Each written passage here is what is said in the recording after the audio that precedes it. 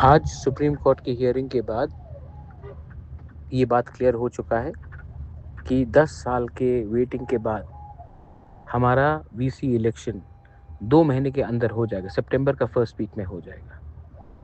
ये जो हमने केस फाइट किया है सुप्रीम कोर्ट में लाख लाख रुपया खर्चा करके, ये अपने दफा के लिए किया।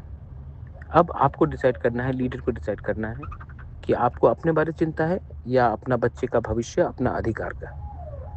अब प्लीज़ मैं आपको बोल रहा हूँ, मैं कब तक फाइट करूँगा, आपको भी अपना गांव का, अपना तिपरासा का, दफा का भविष्य के बारे में सोचना है। सो प्लीज़ एक हुइए और अपना स्वार्थ नहीं, अपना दफा के बारे में चिंता कीजिए। ये इलेक्शन अब वीसी में होगा और ये लोग जितना भी रोकने की कोशिश किया, रोक नहीं पाए।